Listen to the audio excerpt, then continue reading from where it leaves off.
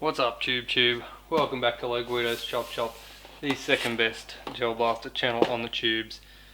And ever since I did the review on the Car 98 gel blaster, the gas rifle with the real wooden stock and everything, the first thing that everyone asked me, and the first thing that I wanted to do as well after that review, was to review the Enfield gel blaster.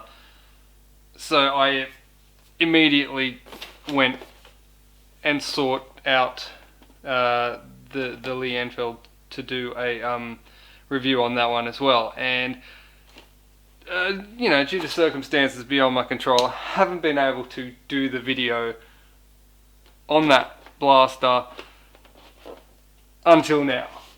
And here I am. Let's take a look at this blaster. First of all, I'm gonna get it out of the box. Let's get it out of the box. Alright, this thing is gorgeous. It's a gorgeous rifle gel blaster thing. It is huge as well. Takes up more than my bench, more than I can fit in my camera frame. It's huge and it looks amazing. This wood and this texture, this wood grain, the finish, better than the Car 98, I want to say. It's the finish is so much nicer, and given that this is a CO2 powered gel blaster, I'm not going to be doing much of a takedown on this blaster as I would usually do in my videos, because there's not all that much to take down. I mean, it's pretty simple in the way it works. You have the gas in the magazine, and then you rack the bolt here. There's not a lot to it. There's nothing internally that warrants me pulling it apart to look at for like upgrades or anything. It's just more of a review of having a look at this thing and just taking it to the chrono and seeing how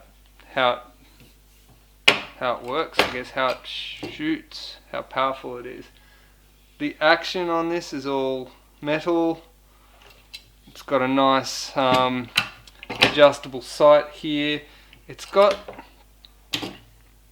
these side pieces which I'm not familiar with the Enfield, so I don't know if they're just some sort of protective for the sights, so that you don't bump the sights or something. I'm not 100% sure why it has that, but it has a similar sort of protection around the front sights as well, I guess, so that it doesn't get bumped. It has a bayonet attachment down there as well, and it's all wood and all metal. A very gorgeous looking thing. I think the best thing for me to do here is to just give you some close-up shots of it, because that's probably the best thing. Starting from the stock, you got this lovely brass finish. It's beautiful wood grain.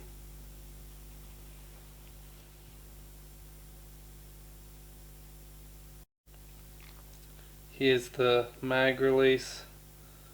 The mag, you can see the bolt with all its little intricacies there, heading down to the rear sight. Just little adjustments all the way down to the business end. Such a nice smooth wood grain texture.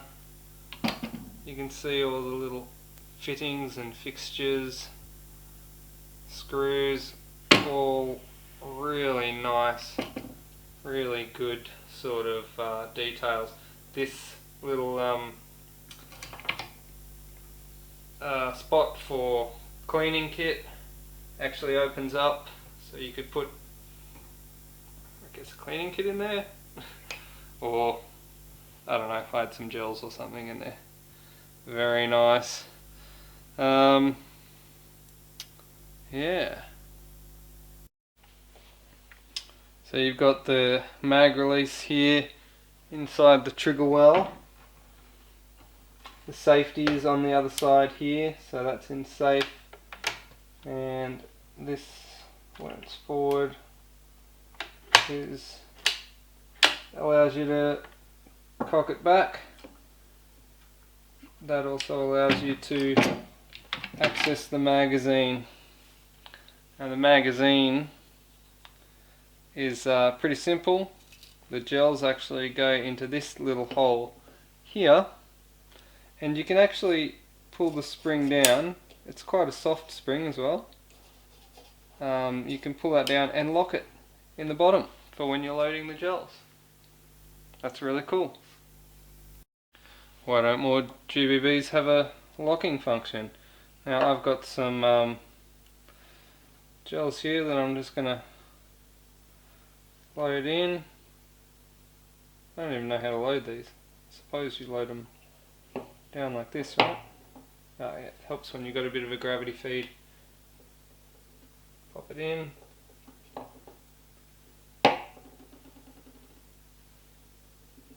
If you have a speed loader, it would work a bit better as well. So it appears as if I can probably load, looks like 1, 2, 3, 4, 5, 6 gels. Looks like I can get 6 gels into the magazine, which is not a lot, but I guess if you're going with realism, you could probably only fit 6 rounds into that magazine. I don't know, some Lee Enfield expert's gonna tell me exactly how many rounds you can fit into it in the comments section, I'm sure. And down in here, oh, one popped out, that's alright. Down in here is where your gas cartridge goes.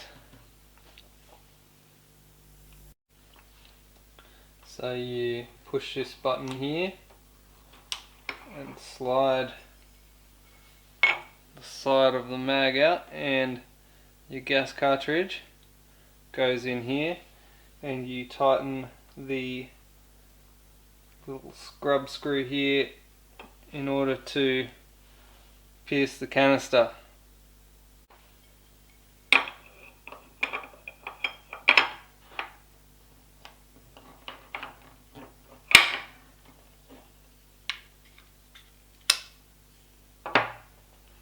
There we go.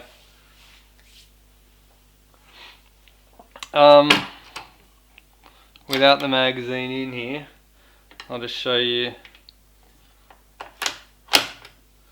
when the action is pushed forward and the rifle is cocked. You can see the pin is cocked back here, and pulling the trigger releases that pin. The bolt's only got like a really short action, so it's only, it feels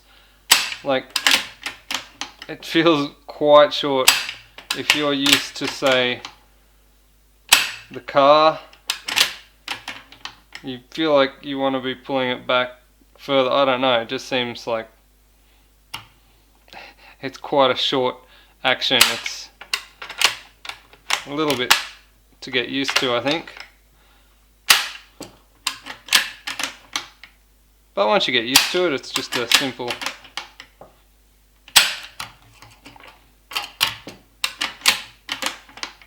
just a very short throw on the bolt action.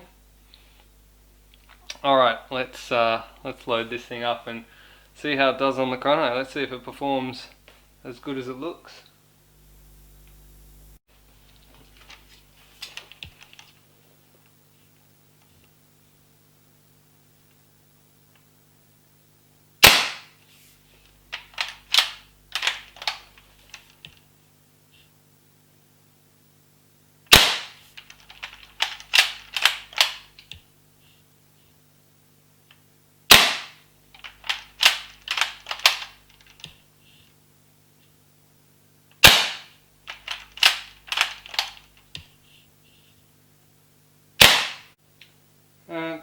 327 max. I really was expecting more from this.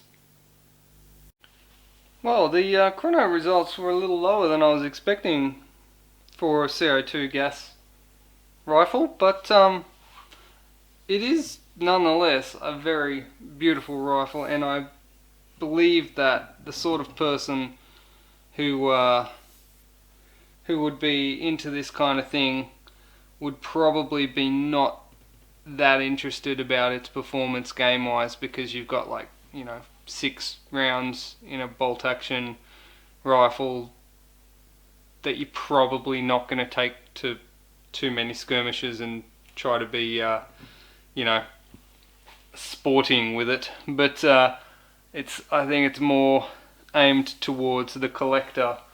But regardless, a very beautiful looking blaster, and if this is the sort of thing that you are into, this would definitely be one for your collection. It is one of the nicest looking blasters I've ever seen.